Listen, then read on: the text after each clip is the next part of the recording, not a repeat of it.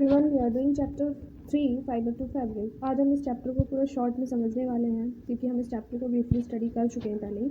और आज जिन बच्चों को इस चैप्टर से रिलेटेड डाउट है या कह लो समरी जो है वो इस चैप्टर की आज हम डिस्कस करेंगे जिससे कि किसी को किसी भी तरह का डाउट ना रहे। So let's start.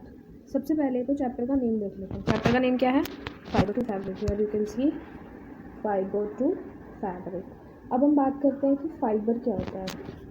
So basically अगर मैं फ़ाइबर की डिफ़ाइन देखूँ या मैं आपको बताऊँ तो फ़ाइबर की डिफ़ाइन क्या मैं कह सकती हूँ, all cloth materials are made up of long narrow thin structures called fibres. सभी तरह के जो क्लॉथ मटेरियल्स हैं वो लॉन्ग नैरो या थिन स्ट्रक्चर के बने होते हैं जिसको हम फाइबर बोलते हैं। Fibres are obtained from natural as well as man made sources. So जो फाइबर्स होते हैं वो नेचुरल या मैन मेड सोर्सेज से लिए जाते हैं। ठीक है, सो ये आपको फाइबर समझ में आ गया होगा। अब अगर मैं बात करूँ नेचुरल सोर्सेज की, नेचुरल सोर्सेज है ना, मैं ऐसे लिख रही हूँ तो आप समझ जाना। ठीक है, सो नेचुरल सोर्सेज की अगर मैं बात करूँ तो नेचुरल सोर्सेज क्या है, जैसे कि कॉटन, जूट, सिल्क, वूल एक्सेट्रा। ये सब जो प्लांट्स या एनिमल्स से हमें मिलते हैं, है ना, जो हमें प्लांट्स या एनिमल्स से मिलते हैं उन्हें नेचुरल सोर्सेज बोलते हैं। क्या बोलते हैं? Natural sources. ओके, किससे मिलते हैं नेचुरल सोर्सेज? किससे मिलते हैं बेटा? प्लांट्स एंड एनिमल्स से,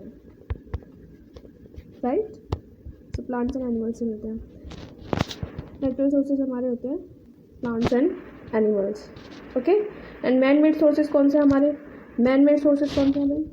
जो कि जैसे कि हमारा पॉलिस्टर हो गया, नायलॉन हो गया, रेयन एक्सेट्रा, ये क्या है? मैन मेड मटेरियल्स है ना, यूज़ फॉर मेकिंग क्लोथ्स, जिनको हम क्लोथ्स बनाने में यूज़ करते हैं। अगर बात करें हम प्लांट फाइबर की, किसकी बात करें? प्लांट फाइबर की। Here I am writing plant fibre. तो मैं क्या बोल सकती हूँ? All the plants have fibres in their body structure, जैसे कि cotton, mango have fibres on their seed, coconut on it's fruit, jute in its stem and banana trees in its leaf. समझ आ गया होगा आई होप। एंड अगर मैं बात करूँ animal fibre की, किसकी बात करें? एनिमल फाइबर की। ठीक है, सो एनिमल फाइबर की अगर हम बात करें, एनिमल फाइबर, राइट, किसकी बात करें बेटा? एनिमल फाइबर की।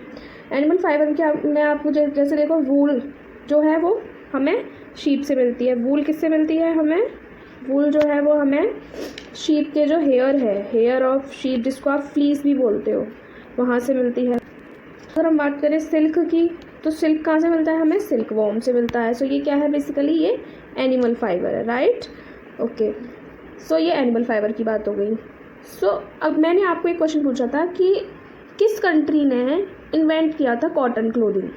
सो आपका आंसर बिल्कुल सही था। आप लोग सबने बताया था कि India was the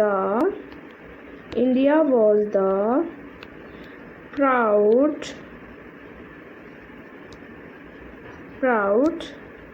inventor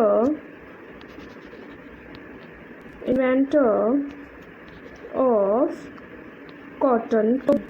so cotton clothing का जो इन्वेंशन किया था, किसने किया था? हमारे इंडिया ने किया था, है ना। और जो कॉटन है वो हमारे इंडिया में कब से यूज़ हो रहा है? कॉटन जो है वो हमारे इंडिया में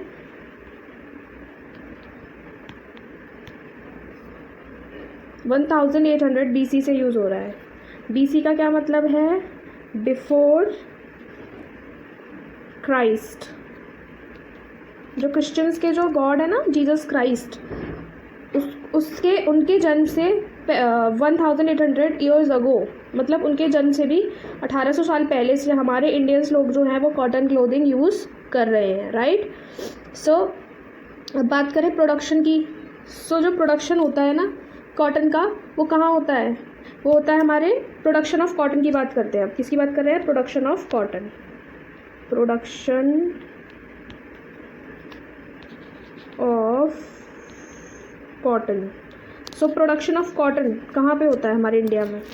प्रोडक्शन ऑफ कॉटन जो होता है ना हमारे इंडिया में होता है हमारे इंडिया के मैं स्टेट्स के नाम बता रही हूँ, आप लोग देख लीजिए। महाराष्ट्र, गुजरात, पंजाब, राजस्थान, तमिलनाडु एंड मध्य प्रदेश। आपको लर्न होने चाहिए महाराष्ट्र, गुजरात, पंजाब, राजस्थान, तमिलनाडु एंड मध्य प्रदेश। और यहाँ पर कॉटन ग्रो किया जाता है। और क्लाइमेट कैसा होना चाहिए कॉटन की कल्टीवेशन के लिए? क्लाइमेट कैसा होना चाहिए भाई? तो जो क्लाइमेट है वो होना चाहिए वार्म क्लाइमेट। और सॉइल कौन सी होनी चाहिए? Black soil. So basically cotton के लिए हमें चाहिए ब्लैक सॉइल, बेस्ट है ये, है ना। ब्लैक सॉइल चाहिए एक तो, और एक चाहिए warm climate. Warm climate, okay. ठीक है, प्लांट फाइबर्स की बात कर रहे हैं आज हम। कॉटन बॉल्स क्या होती हैं? कॉटन बॉल्स की बात करते हैं। Cotton balls, okay. तो बेसिकली जो कॉटन बॉल्स है ना, ये क्या है? Fruits of cotton plant. मेरे वर्ड्स को मार्क करिएगा और उन्हें लिख लीजिए, कॉपी में चाहे तो लिख लीजिए डिफाइन बना करके। जो मैं बोल रही हूँ वीडियो में वो आप लिख सकते हो डिफाइन बना के, ओके। सो कॉटन बॉल्स क्या है? Fruits of cotton plant are spherical shaped structure of the size of walnut which are called cotton balls, है ना। ये फ्रूट्स ऑफ कॉटन प्लांट कह सकते हो आप इन्हें, है ना। स्फेरिकल शेप में होती है और वॉलनट जैसे साइज में होती है। इनको कॉटन बॉल्स बोला जाता है। As you can see here in the picture, cotton plants, right? This picture, fields of cotton plants, ठीक है ना। फिर कॉटन फाइबर क्या होता है भैया? कॉटन फाइबर क्या होता है?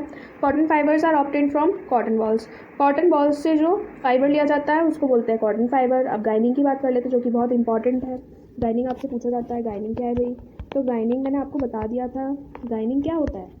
The process in which seeds from cotton are pulled out by steel combs is called ginning. Basically जो सीड से उसको अलग करते हैं ना कॉटन को, उसको बोलते हैं गाइनिंग, ठीक है। क्या है? चरखा एक मशीन है, वो क्या करता है? जिसमें यान की स्पिनिंग कराई जाती है डायरेक्टली फ्रॉम गिन cotton in olden days. Olden days में ऐसा किया जाता था, अभी मोस्ट ज़्यादा यूज़ नहीं करते। और मैंने आपको बताया था कि गांधी जी ने इसको प्रमोट किया था, कॉटन क्लोथिंग को सबसे ज़्यादा हमारे इंडिया में, ठीक है। अब हम यान की डिफाइन देख लें। यान क्या होता है? सो यान बेसिकली क्या है? यान की define, just think about it, I have told you already. यान क्या है? सोचिए सभी लोग।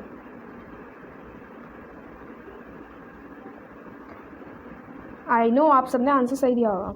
यान क्या है कि डिफरेंट फाइबर्स को मिला करके, है ना। जैसे आप यहाँ देख रहे हो, देखो इधर, डिफरेंट फाइबर्स को मिक्स करके जो मतलब एक तरह से कन्वर्ट किया जाता है उसको यान में। यहाँ देख सकते हो आप।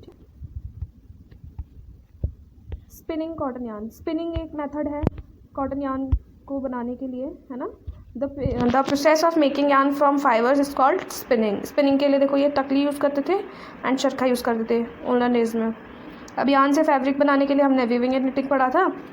सो वीविंग के बारे में हमने डिस्कस किया था कि वीविंग में बेसिकली 2 या 2 से ज़्यादा हमें यार्न्स चाहिए या थ्रेड्स चाहिए, उससे वीविंग होती है। एंड निटिंग में क्या होता है?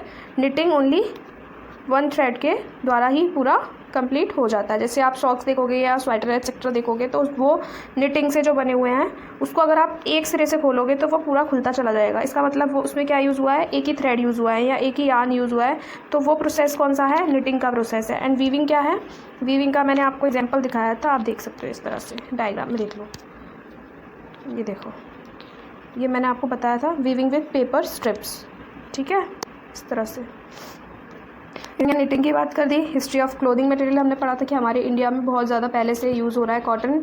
मैंने आपको टाइम भी बताया था 1800 BC, यानी 1800 बिफोर जीसस क्राइस्ट के बर्थ से भी 1800 साल पहले से हमारे इंडियंस जो हैं वो कॉटन क्लोथिंग यूज़ कर रहे हैं, okay.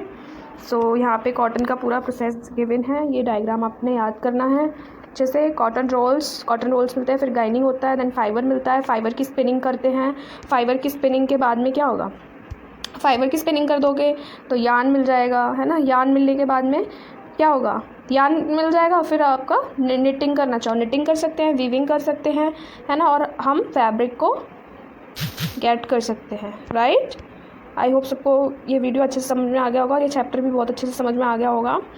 Keep studying at home.